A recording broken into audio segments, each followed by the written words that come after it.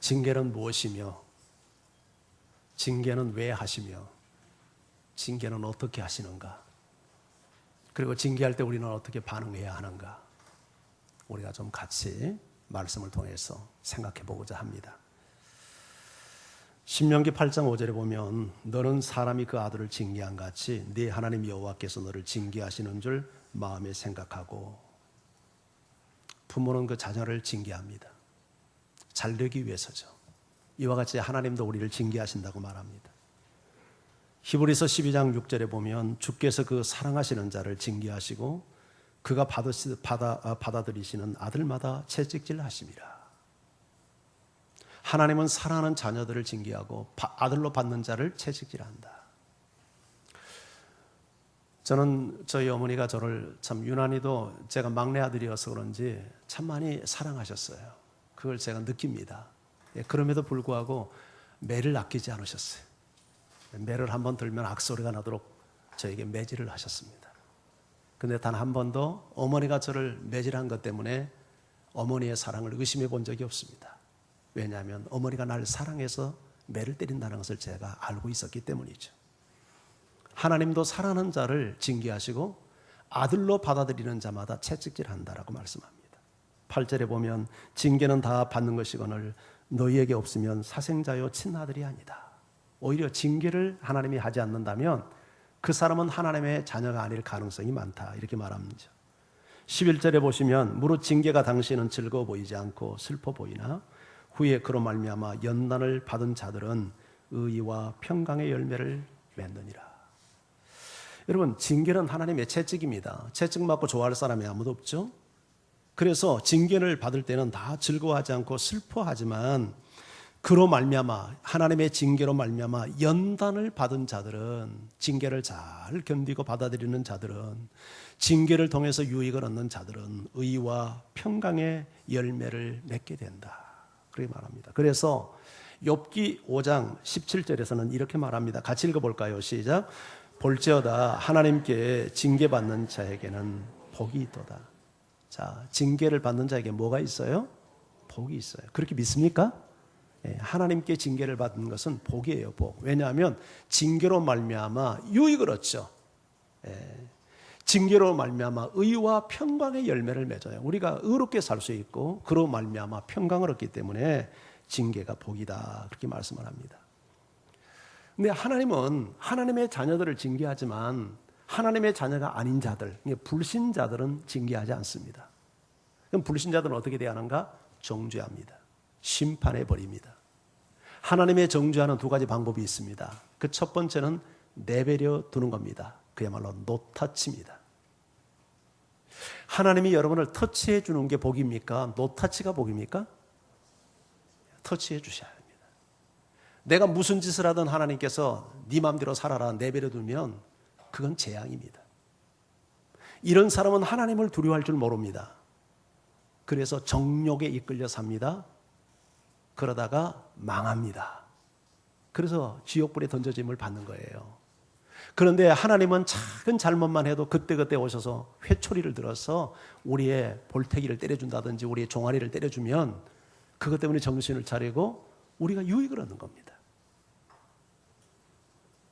또 하나 정죄하는 방법이 있는데 이 현실에서 하나님이 갑작스럽게 회개할 기회도 주지 않고 그를 심판해버리는 경우입니다. 마치 노아시대 물로 심판하시듯이 소돔과 고모라성을 불로 심판하듯이 갑작스럽게 하나님이 쓸어가는 거예요. 무서운 하나님의 정죄입니다. 그러나 하나님의 자녀는 성실하게 징계하십니다. 매를 대는 거예요. 최근 우리나라에 지금 일고 있는 이 가뭄 그리고 메르스 상태, 이 전염병, 이것을 성경은 하나님의 징계다, 그렇게 말씀을 합니다. 지금 요새 우리나라에 몇 달째 비가 그렇게 풍성하게 오지 않아서 가뭄 상태가 100년 만에 찾아오는 왕가뭄이라고도 합니다. 지난주에 다행히 중부 이북지방에 상당량의 비가 와서 가뭄을 어느 정도 해소를 했습니다만 그러나 가뭄 해결에는 여전히 역부족이라고 합니다. 뭘 보면 아냐면 우리나라에서 제일 큰 댐이 소양강댐입니다. 소양강댐이 만수가 되면 높이가 물 깊이가 보통 한 180이 넘는데 지금 현재 수위가 152m입니다. 비가 와도. 그런데 150m로 떨어지면 여러분 방류가 불가능합니다. 그렇게 되면 발전을 못하게 되고 그렇게 되면 그 주변에 많은 농가에 피해를 입히는 그런 현상들이 생겨집니다. 그래서 화천댐과 춘천댐에 비축되어 있는 물을 흘려보내서 지금 수위 조절을 하고 있는 이런 상황입니다. 얼마나 지금 가뭄이 심각한 상태인가 하니 일부 지방에서는 지금 소방차를 동원해 가지고 논에 물을 뿌리는 그런 현상까지, 지금 비가 와서 잠깐은 좀 괜찮지만 비 오기 전에는 그런 현상이 일어나고, 강원도 일부 지역에서는 보리를 심었는데 전부 다 쭉정이가 돼 가지고 트랙터로 밭을 갈아엎는 이런 현상. 그리고 고랭지에 지금 배추를 심는다든지 이렇게 이제 작물을 심어야 되는데 비가 오지 않으니까 심지 않고 있다가 이제서 이제 심는, 그래서 뒤늦은 파종을 하는 이런 현상들이 지금 우리나라에서 일어났습니다. 이 메르스 사태, 이게 지금 굉장히 장기화되고 있는 형국인데 이로 인해서 지금 확진자 그리고 사망자가 계속해서 늘어나고 있습니다. 그것이 뿐만 아니라 이로 인해서 겪는 불편들이 이만저만이 아니죠. 일단 감염이 의심되면 무조건 격리를 당해야 되니까 그 불편이라는 게 이루 말할 수 없고, 이로 인한 소비 심리가 위축되어서 이 소상공인들이 아주 직격탄을 당하고, 특히 이런 우리 망원동에 있는 이 시장 같은 재래시장들이 아주 직격탄을 맞고 있습니다. 우리나라를 찾은 관광객의 80%가 줄었습니다.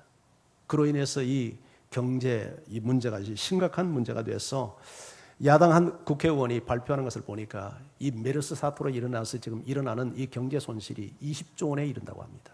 20조 원. 다행히 이 메르스 사태는 약간 소강 상태로 접어들긴 했습니다만은, 그러나 전문가들도 이 한국에서 일어나는 이 메르스 사태에 대해서 굉장히 의아해합니다. 지금 중동에서도 메르스 때문에 전문가가 오고, WHO 지금 세계보건기구에서도 오고, 미국에서도 최고의 전문 감염 전문가들이 우리 한국을 방문해서 지금 연구하고 있는데, 이게 좀 특이한 현상이라는 거예요.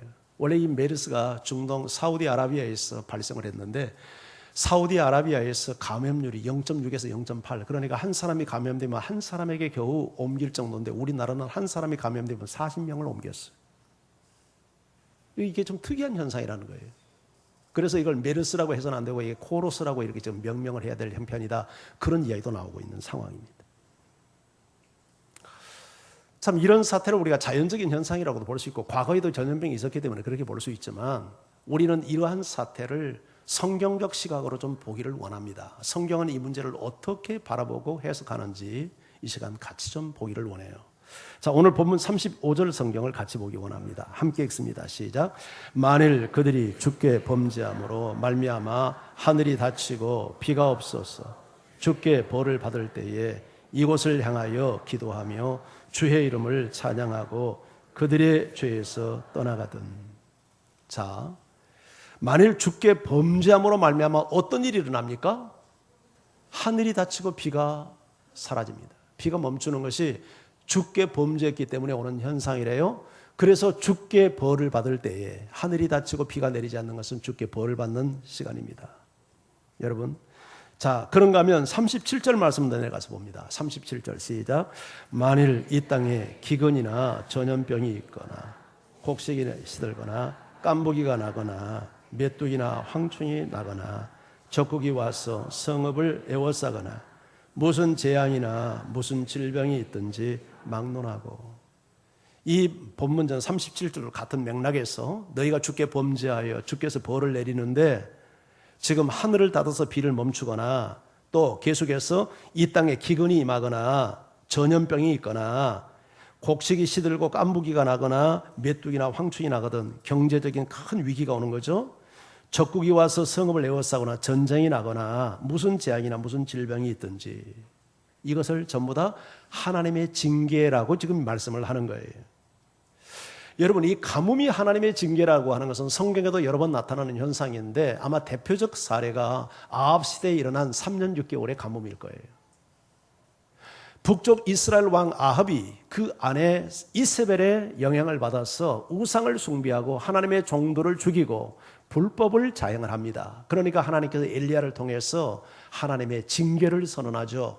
앞으로 내 말이 없으면 비가 내리지 않을 거다 해서 무려 3년 6개월 동안 비가 오지 않았습니다. 여러분, 요새 우리나라는 관계수로가 거의 다 정비가 돼서 비가 웬만큼 오지 않아도 강물을 끌어들여서 농사를 지을 수 있는 과학영농을 하고 있습니다. 그런데 이렇게 관계수로가 발전되고 이런 지금 형국에서도 6개월 동안 비가 안 오니까 지금 난리잖아요. 파종을 못하고 논들이 타들어가고.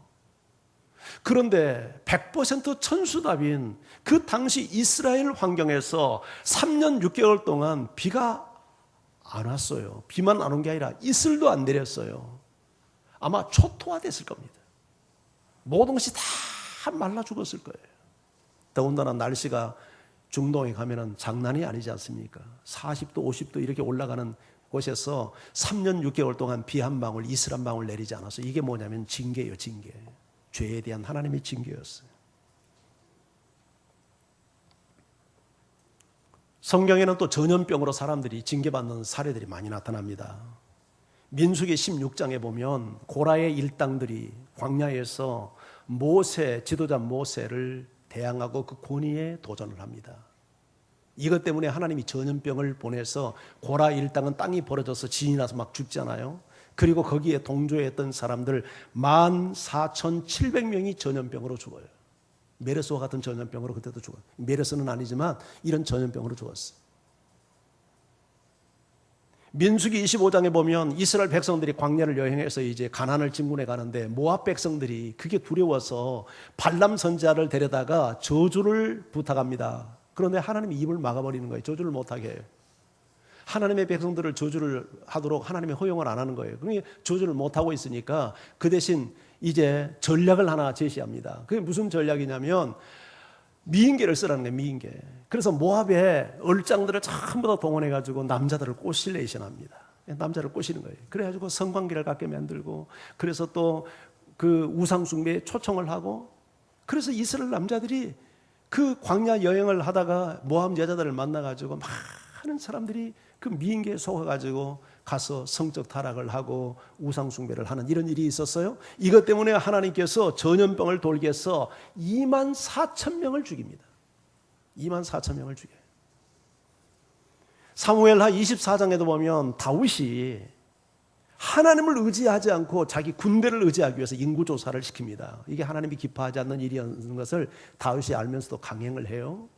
그렇게 해서 얼마가 또 죽냐면 하나님께서 셋 중에 하나를 선택하라 해서 하나님의 손에 맡기겠습니다 그랬더니 전염병이 돌아가지고 7만 명이나 되는 사람들이 죽습니다. 7만 명. 지금 우리나라에 이 전염병이 이렇게 뭐 에볼라, 사스, 지금 또 메르스 이로 인해서 지금 많은 사람들이, 그 사스 같은 경우는 약 전 세계적으로 한 12만 명 되는 사람들이 죽었습니다.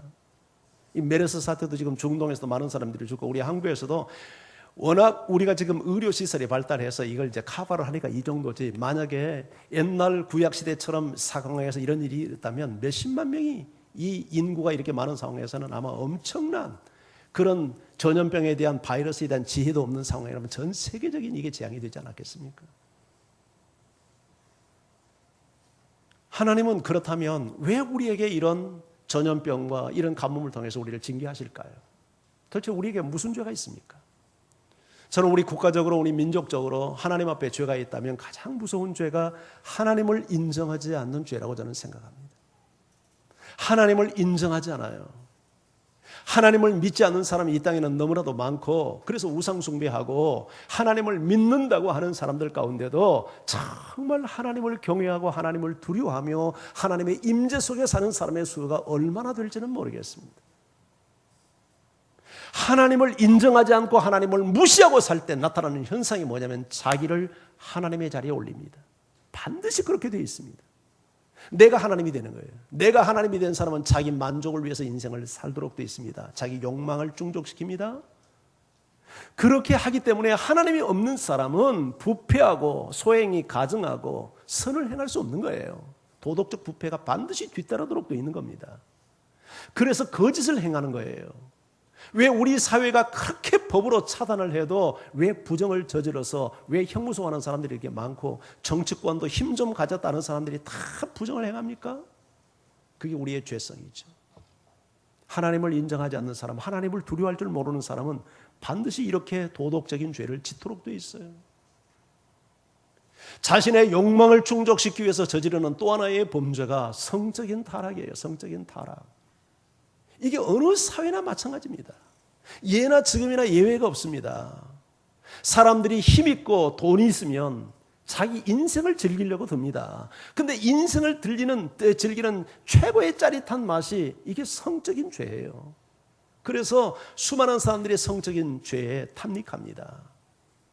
요새 전 세계적으로 지금 일고 있는 운동 중에 하나가 이 동성애 문제예요. 동성애. 이 동성애가 뭐 선진국이나 후진국이나 동성애 없는 나라가 없는데 특히 이상한 지금 변화가 하나 생기고 있는데 선진국이라고 하는 나라일수록 동성애를 합법화시키는 운동이 일어납니다.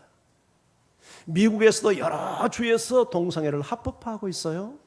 최근에도 오바마 대통령이 동성애 합법화를 국민의 승리라 이따위 소리를 합니다. 지금 이게 얼마나 무서운 하나님 앞에서의 재앙인 것을 몰라요. 여러분, 얼마 전에 지진으로 큰 사태가 났던 네팔도 그 지진이 일어나기 직전에 국회에서 아시아 최초의 동성애 합법 국가를 만들기 위한 법안을 상정했다가 그 지진이 나는 바람에 무산이 됐어요. 우리나라도 지금 계속해서 오늘 오후에 지금 동성애자들이 시청에 모여서 축제를 벌리고 지금 퍼레이드를 하겠다고 지금 합니다. 그래서 우리 기독교계에도 오후 3시에 그 옆에 덕수궁에 모여서 지금 맞불 작전 하거든요. 시간 나신 분들은 가서 기도하십시오. 여러분, 동성애가 이게 세계적인 선진국 추세입니다. 동성애, 그게 이제 논리는 뭐냐면 성소수자들도 그들의 인권을 보장해야 된다는 이런 취지 때문에 그걸 선진국일수록 그걸 합법화시키는 운동이 일어나요. 그리고 선진국에서 또 하나 일어나는 현상 중에 뭐냐면 불륜을 죄로, 법적인 죄로 인정을 하지 않습니다. 우리 헌법재판소에서 판결 나지 않습니까? 친고죄가 사라진 겁니다. 이런 기성세대가 이런 성에 대한 가치관의 변화가 일어나니까 젊은 이 청소년들도 앞으로 가면 참 이게 나쁜 것일수록 이게 확산이 더 많이 되는 법이죠. 그래서 요새 우리 청소년들의 이렇게 젊은 청년들의 성의식 조사를 이제 해보면 혼전 순결을 지켜야 된다고 굳게 믿는 사람들의 숫자가 많지 않습니다. 그리고 대학생들 가운데도 남자가 프로테이지가 더 높아요. 대학생들 가운데 순결을 잃은, 그러니까 성관계를 가진 남자 대학생들 숫자가 거의 50%가 넘습니다. 여성들은 한 30 몇 프로 됩니다. 근데 더 놀라운 사실은 예수 믿는 기독교인 청년들은 어떨까요? 근데 몇 달 전에 목회와 신학이라고 하는 곳에서 조사를 했는데 그리스도인, 기독교인 청년들의 성순결도가 믿지 않는 아이들과 크게 다르지 않아요. 그러니까 예수를 믿는다고 해도 말씀의 지배를 받는 게 아니라 다 세상의 가치의 지배를 받고 살고 있는 거예요. 이것이 오늘날 우리의 현주소입니다.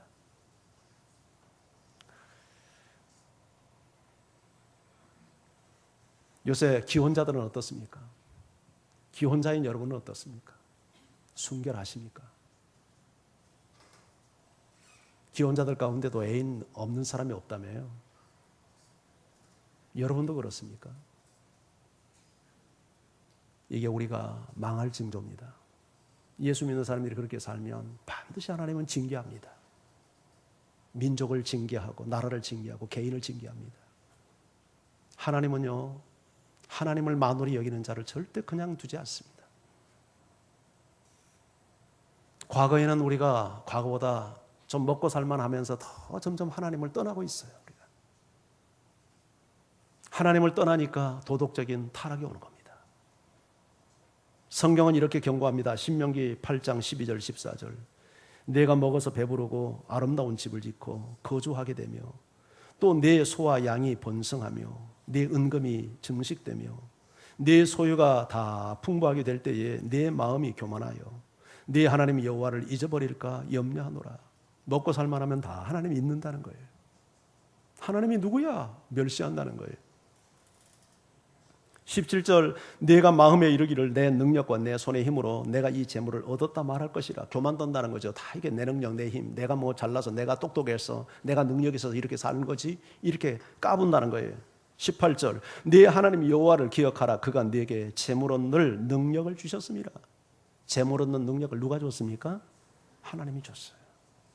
그러니까 우리가 잘 산다 해도 여유가 있다 해도 더 겸손하고 하나님 바라봐야 되는데 인간들이 그렇지 않다는 거예요.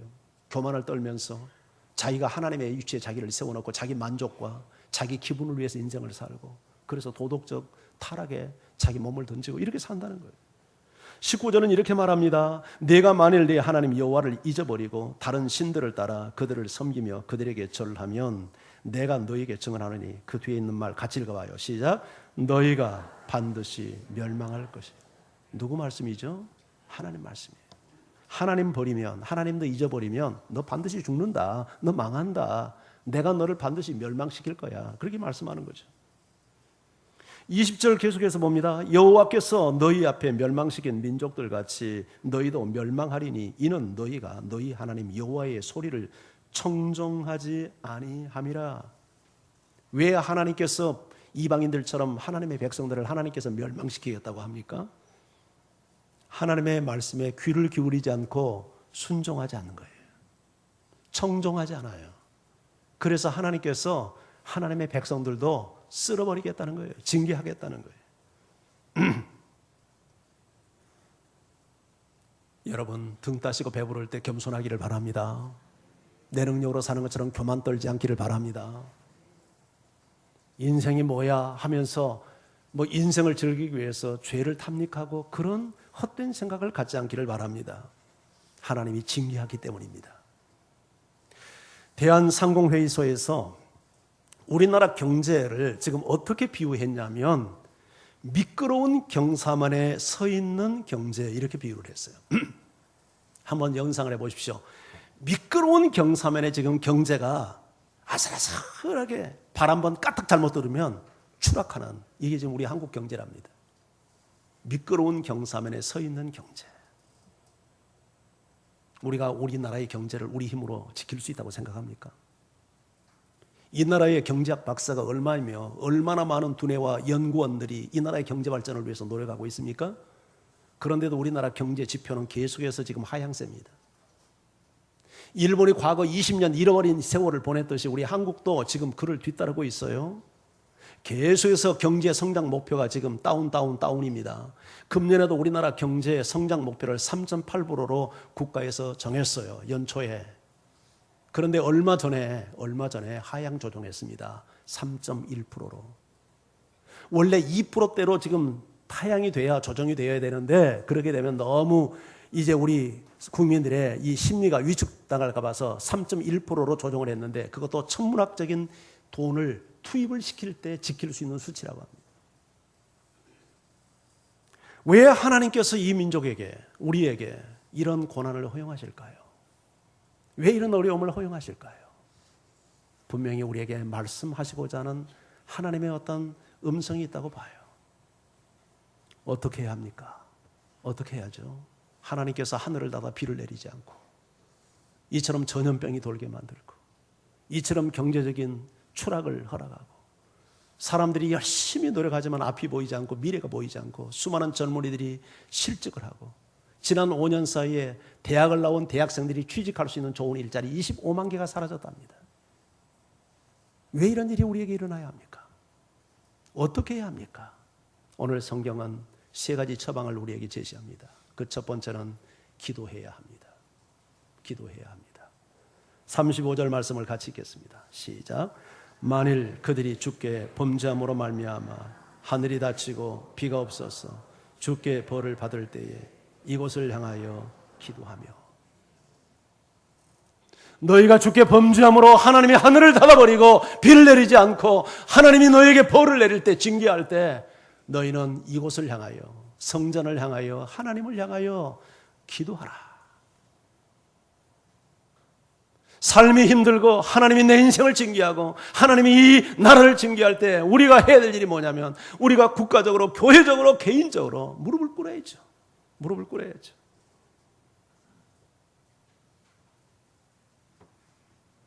여러분, 기도의 본질이 무엇입니까? 역대하 7장 13절 14절도 우리 같이 말씀 한번 읽어보죠. 시작. 혹 내가 하늘을 닫고 비를 내리지 아니하거나 혹 메뚜기들에게 토산을 먹게 하거나 혹 전염병이 내 백성 가운데 유행하게 할 때에 내 이름으로 일컫는 내 백성이 그들의 악한 길에서 떠나 스스로 낮추고 기도하여 내 얼굴을 찾으면 내가 하늘에서 듣고 그들의 죄를 사하고 그들이 땅을 고칠지라. 여기 정확하게 서방을 하나님이 주시잖아요. 내가, 즉 하나님이 하늘을 닫아서 비를 내리지 않고 메뚜기들에게 토산을 막 먹게 만들고 전염병을 확산시키고, 그러면 내 이름으로 일컫는 내 백성이 그들의 악한 일에서 떠나 스스로 낮추고 기도하여 내 얼굴을 찾으면, 하나님을 찾으면, 기도가 뭐예요? 하나님을 찾는 행위죠. 왜 하나님의 백성들이 범죄합니까? 하나님을 잃어버렸기 때문이죠. 하나님을 마음에 두고 살지 않기 때문이죠. 그래서 하나님이 징계합니다. 하나님을 다시 찾아야죠. 하나님의 품으로 돌아가야죠. 그래서 해야 될 일이 뭡니까? 기도하는 거죠. 기도는 하나님과의 관계를 회복하는 첩경이에요. 하나님을 찾는 지름길이에요. 그래서 우리 이 어려움을 당할 때 기도해야 돼요. 우리가 하나님을 잃었어요. 하나님이 없어요. 하나님을 믿는다고 말로는 떠들어요. 그런데 마음에 하나님이 안 계셔요. 그래서 하나님을 찾기 위해서 우리는 기도해야 돼요. 기도가 반드시 문제 해결을 위한 어떤 그런 요술 같은 방망이만은 아니에요. 기도의 본질은 하나님과의 관계 회복을 누리는 데 있고 하나님을 찾는 데 있어요. 실질적으로 하나님과 관계가 건강한 사람은 늘 기도해요. 그런데 하나님과 관계가 깨어져 있는 사람은 기도하지 않아요. 인간관계도 그러잖아요. 부부지간도 그러잖아요. 부부관계가 건강하고 좋은 사람들은 부부간에 늘 대화합니다. 근데 부부관계가 깨어져 있는 사람들은요, 부부가 한 집에 있어도 대화가 없어요. 남편은 남편 방에, 아내는 아내 방에 가서 서로 각 방에서 텔레비나 보고 이렇게 살지, 부부가 함께 대화가 없어요. 하나님과 우리 관계도 마찬가지예요. 하나님과 나와의 관계가 건강하지 못한 사람은 절대 하나님을 찾지 않아요. 기도하지 않아요. 무릎 꿇지 않아요. 그래서 하나님이 징계를 하는 거예요. 징계를 하는 목적은 하나님께 돌아오라는 거예요. 하나님 찾으라는 거예요. 하나님께 네 마음을 달라는 거예요. 하나님과의 관계 회복이 일어나야 된다는 거예요. 그 일을 위해서. 그래서 우리가 기도하는 거예요. 오늘 성경 38절 39절로 읽어봅니다. 자, 같이 읽어봐요. 시작. 한 사람이나 혹 주의 온 백성 이스라엘 다 각각 자기의 마음의 재앙을 깨닫고 이 성전을 향하여 손을 펴고 무슨 기도나 무슨 간구를 하거든 주는 계신 곳 하늘에서 들으시고 사하십니다. 한 사람이나 혹은 온 백성이 개인적으로나 국가적으로 각각 자기 마음에 이것이 하나님의 재앙이구나 이걸 깨닫고 이 성전을 향하여 하나님을 향하여 손을 펴고 무슨 기도나 무슨 간구를 하거든 하나님이 들으시고 사하겠다는 거예요. 지금 우리와 같이 이렇게 힘들고 어려울 때 우리가 해야 할 일이 뭐냐면 하나님을 향하여 손을 들고 기도하는 거예요. 여러분, 내 힘으로 내가 인생을 내 힘으로 살 수 있다고 생각합니까? 내 힘으로 사는 것 같아도 내 힘으로 할 수 있는 게 아무것도 없어요. 우리 이처럼 과학영록을 하는 대한민국에서도 6개월 동안 비 안 오니까 농부들이 나와서 하는 말이 할 일이 아무것도 없어요. 농부들이 그럽니다. 텔레비전 나와서 인터뷰하는 거 들어보셨죠? 아무것도 할 일이 없다는 거예요. 하늘이 비를 주지 않으면, 하나님이 비를 주지 아니하면 인간이 할 수 있는 게 아무것도 없다는 거예요. 파종도 할 수 없고요. 보리가 다 주장에 대해서 트랙터로 갈아엎을 것밖에는 할 일이 없다는 거예요. 우리나라 의술은 세계적인 의술을 갖고 있습니다.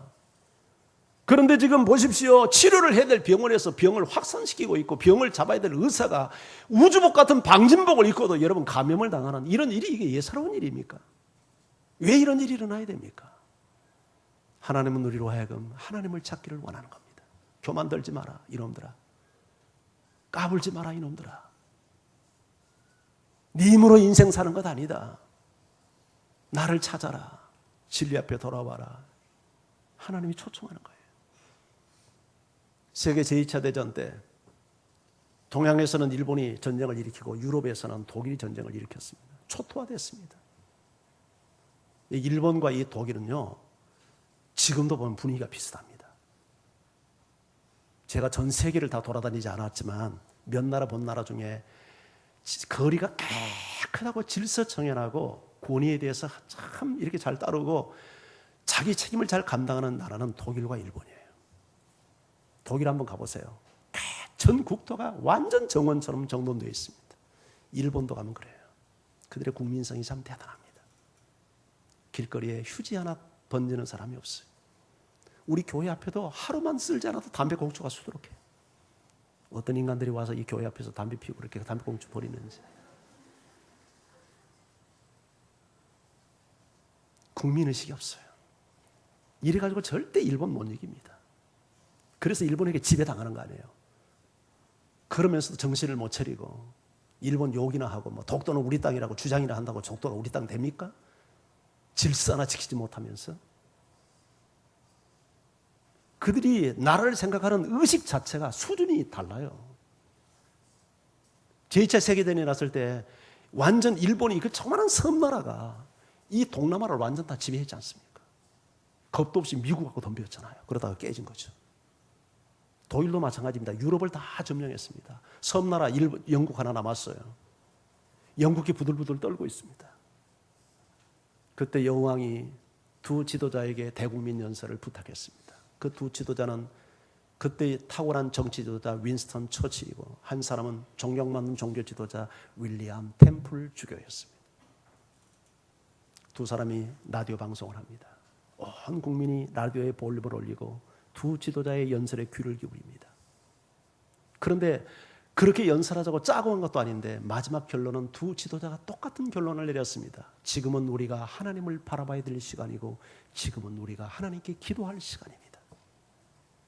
그래서 그 다음 날 전국에 있는 영국의 모든 성당과 교회당에서 종을 칩니다. 그리고 영국 국민의 70%가 교회당에 모였습니다. 그리고 위기에 빠진 나라를 위해서 기도합니다. 그런데 완전 전쟁에서 독일에 점령당하고 패배하는 것은 99%입니다. 그런데 희한한 일이 일어납니다. 그때 미국이 연합군이 개입하면서 노르망디 상륙작전에 성공을 하고 그때부터 독일의 전세가 꺾이기 시작을 합니다. 결국 연합군의 승리로 제2차 세계대전이 끝이 납니다. 그래서 영국이 승전국이 된 겁니다. 이게 사실은 기도의 힘이었습니다. 나라가 이렇게 힘이 들고 어려울 때 개인적으로 하나님께서 여러분에게 징계하실 때 우리가 해야 할 일이 뭡니까? 기도하는 일입니다. 두 번째는 예배를 회복해야 합니다. 하나님이 징계하실 때 우리가 해야 할 일은 예배 회복입니다. 오늘 35절 성경을 같이 읽어봅니다. 시작. 주께 벌을 받을 때에 이곳을 향하여 기도하며 주의 이름을 찬양하고. 우리가 하나님께 벌 받을 때 해야 할 일이 하나님께 기도하는 일과 하나님의 이름을 찬양하는 일을 하래요. 하나님의 이름을 찬양한다는 게 뭐예요? 예배죠, 예배. 예배를 회복하라는 말이에요. 여러분, 예배는요, 신앙의 집을 세우는 기둥과 같습니다. 기둥이 무너지면 집 무너지듯이 예배가 무너지면 신앙이 무너져요. 우리가 신앙이 건강한 사람들의 특징을 보면 예배가 건강합니다. 예배가 살아있어요. 예배가 살아있다는 게 뭡니까? 주일날 교회에 나와서 예배를 드렸다는 말이 아닙니다. 여러분 여기 와서 예배 드리지만 이 예배를 다 건강한 바른 예배라고 볼 수 없죠. 정말 신령한 예배, 바른 예배는 하나님을 높이는 예배입니다. 하나님을 찬양하는 예배입니다. 하나님을 칭송하고 예배를 통해서 하나님을 만나고 하나님의 권위 앞에 무릎을 꿇고 하나님 말씀하소서 제가 따르겠습니다. 헌신을 고백하고 이런 예배가 돼야 돼요. 여러분이 참으로 예배하는 사람인지 아닌지를 분별할 수 있는 방법이 하나 있습니다. 그게 뭐냐면 형식적인 예배를 드린 사람은 예배당 안에서 종교식을 끝나면 문밖만 나가면 전혀 딴 사람이 되어서 살아갑니다.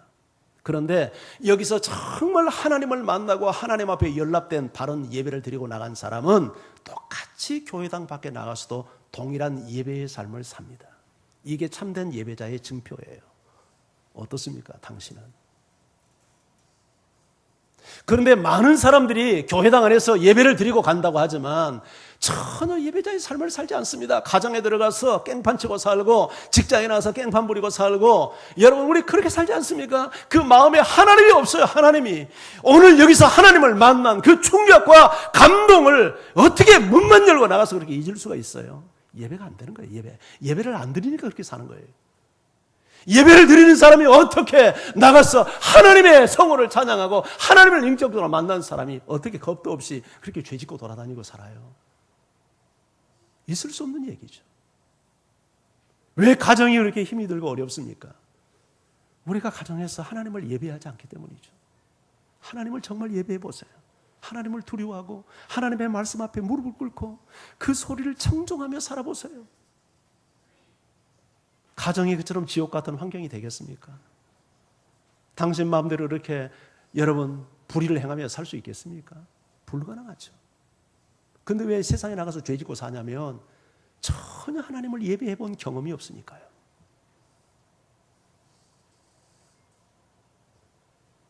여기 와서 도장 찍고 갔다고 마음에 위안이나 받고 그렇게 속지 마세요. 그게 예배가 아닙니다. 마음으로 영으로 신령과 진정으로 내 영이 내 마음이 하나님을 예배하고 하나님 만나야죠.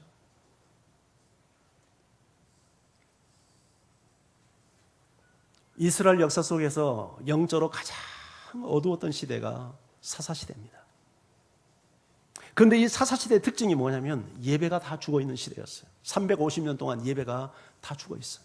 물론 350년 전체는 아니에요. 징계하면 좀 그때는 좀 조금 반짝했다가 또 다시 또 옛날로 돌아가고 이렇게 7번을 반복하는 7번의 사이클이 돌아가는데 거의 대부분의 시간들이 예배가 죽어있어요.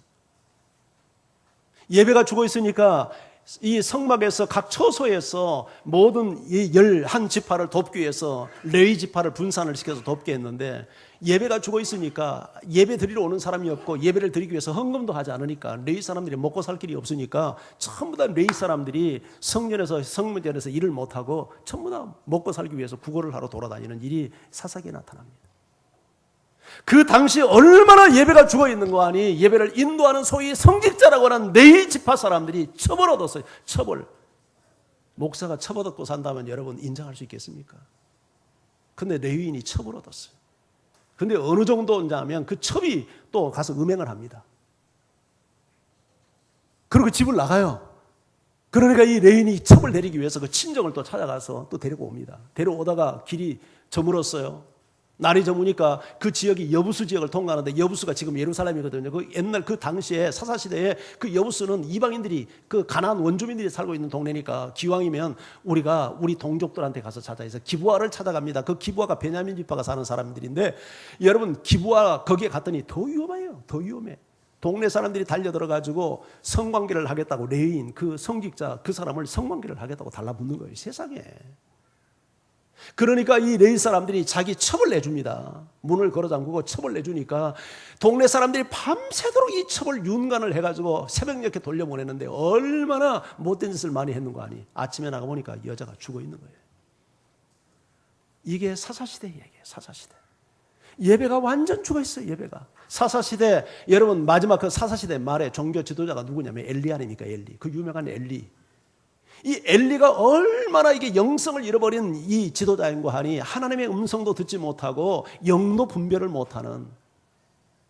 그래서 성경은 사사시대 말의 현상을 마치 등불이 꺼져가는데 아직 꺼지지 않았다고 표현할 정도로 여러분 사사시대의 영적 상태가 지금 기름이 다 말라가지고 나중에 호롱불에 그 불이 조금씩 가물가물 하는데 아직 꺼지지 않지만 꺼지기 직전 이렇게 지금 표현을 했단 말이죠. 이렇게 표현을 했어요. 엘리가 나이가 많으니까 실무를 못하니까 두 아들 홈니와 비느하스가 제사장 역할을 하는데 이 제사장이라는 놈들이 하는 짓이 뭡니까? 재물 훔쳐먹고 집 재물 빼앗아가고 성전에서 일하는 여자들과 간음이라 행하고 이 짓을 했단 말이죠. 이게 사사시대예요. 여러분 지도자들이 성직자라고 하는 인간들이 그따위 삶을 살고 하니까 백성들의 영적 상태가 어떻겠어? 예배가 완전 무너진 거다. 완전. 예배가 없어요. 예배가. 그러니까 하나님이 그 땅을 징계하는 겁니다. 전쟁을 통해서 블레셋을 일으켜서 전쟁을 해요. 그런데 이 이스라엘 백성들 보십시오. 전쟁이 나니까 겁이 나니까 하나님이 좀 도와달라고 해서 법궤를 들고 전쟁터에 나갑니다. 법궤 들고 나가면 하나님이 승리를 주신다고 생각을 해요. 이게 미신이죠, 미신. 말씀대로 안 사는 사람이 성경책 여러분 차 안에다가 싣고 다니면 사고 안 납니까? 불안하니까 성경책을 끌고 다니면서 말씀 한번 보지도 않고 말씀대로 살지도 않으면서 성경책은 뒤트렁크에 다 올려놓고 이거 완전 미신행위지. 주일날 와서 예배를 드리고 가면서 말씀대로 살지도 않으면서 주일 지키는 거 이건 미신행위 아니에요? 미신행위. 사사시대 그랬어요. 법궤를 들고 전쟁터에 나가요. 법궤가 가면 하나님이 승리를 주신다고 생각한 거죠. 그런데 하나님께서 승리를 줍니까? 전쟁에 패할 뿐만 아니라 법궤를 지키는 홈리와 비나스 제상들이 전쟁에 나가서 칼 맞아 죽습니다. 법궤를 빼앗깁니다. 이방인한테. 이게 하나님의 임재와 영광을 상징하는 법궤를 이방인에게 빼앗겼다는 것은 하나님이 그 땅을 떠났다는 얘기 아니에요. 이게 얼마나 수치스러운 일입니까? 그 소식을 엘리 제사장이 의자에 앉아서 듣고 있다가 충격을 받아가지고 넘어져서 목이 부러져 죽어요. 그리고 그 집 며느리 비느하스의 부인 이 며느리가 임신을 해서 배가 만삭인데 법궤 빼앗기고 자기 남편 죽었다는 소식, 자기 시아버지 죽었다는 소식 듣고 충격에 아직 임신할 해산할 때가 아닌데 충격에 조산을 하면서 하나님의 영광이 떠났다는 이름을 외치고는 죽습니다. 온 집안이 한순간에 완전 폭삭 그냥 폭탄 맞듯이 주저앉잖아요. 이게 자연적인 현상입니까? 저주지요. 이거 하나님의 징계죠. 이 근본이 어디에서 비롯되냐면 예배가 무너진 거예요. 예배가. 그들이 예배를 안 드린 거 아니에요. 예배를 드려요. 근데 예배가 아니에요. 그건 미신 행위를 하고 있고 종교의식을 하고 있는 거지. 그들이 진정으로 하나님을 예배하지 않으니까 영이 다 죽고 하나님을 떠나고 예배의식과 자기의 삶이 연결되지 않고 따로따로 사니까 하나님께서 그 땅을 징계해버린 거예요. 엘리 시대가 가고 새로운 지도자가 사무엘입니다. 아시잖아요. 사무엘이 지도자로 등극하고 나서 제일 먼저 한 게 뭡니까? 이스라엘 백성들을 미스바에 모이게 합니다. 왜 모이게 합니까? 예배를 회복하기 위해서. 그래서 거기서 회개운동하고 금식하고 기도하고 하나님이 징계할 때 우리가 해야 될 일이 뭐냐면 예배 회복해야 돼요. 예배 회복. 신령과 진정으로 하나님 예배하고 하나님을 만나고 이런 예배 회복이 여러분에게 있기를 주의 이름으로 축원합니다. 마지막 세 번째는 회개해야 합니다. 회개해야 돼요. 자, 우리 35절 다시 한번 읽습니다. 시작. 주께 벌을 받을 때에 이곳을 향하여 기도하며 주의 이름을 찬양하고 그들의 죄에서 떠나가다. 하나님께 벌을 받으면 첫 번째 기도해라. 두 번째 주의 이름을 찬양하며 예배를 회복해라. 그리고 죄에서 떠나라. 죄에서 떠나라. 오늘 이야기가 여러분 이스라엘 백성들에게만 해당되는 이야기입니까? 오늘 이 이야기는 당신을 향한 메시지 아닙니까? 하나님을 믿는다고 하면서도 버리지 못한 죄가 있습니까? 청산하지 못한 죄가 있습니까? 입술로는 맨날 죄인입니다, 죄입니다 하면서도 삶 속에 여전히 죄를 품고 사는 사람이 있습니까? 죄를 버리십시오. 하나님은 죄를 버릴 때까지 당신을 징계할 겁니다. 우리 민족이 하나님 앞에 정신 차릴 때까지 하나님은 이 민족을 징계합니다.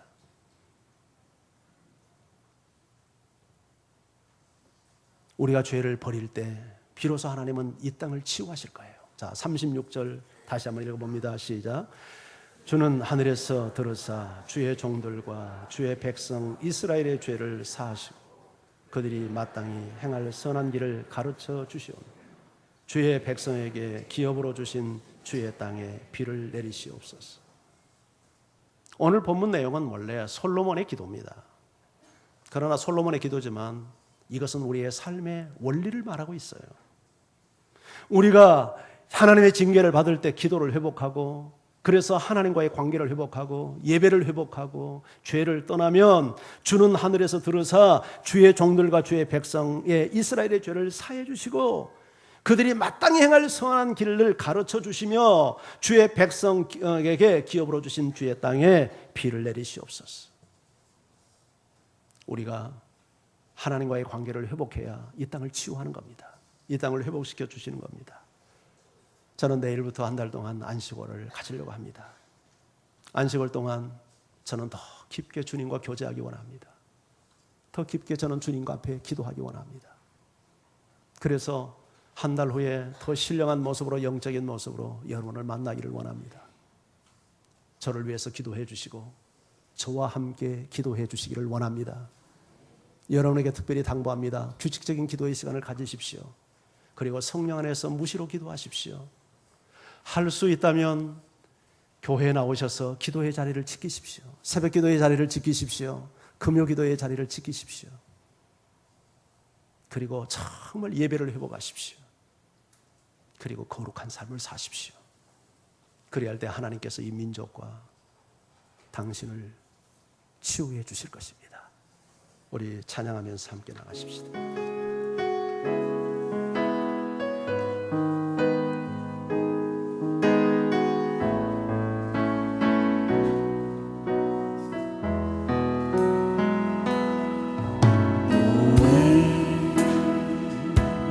함께 기도해 주 앞에 나와 무릎 꿇고 풍요 베푸시는 주 하늘을 향해 두 손 들고 하늘 문이 열리고 은혜의 빛줄기 이 땅까지 내리고 마침내 주 오셔서 의의 빛줄기 우리의 뜻을 다시 한번 고백해요. 우리 함께 기도해. 함께 기도해 주 앞에 나와 무릎 꿇고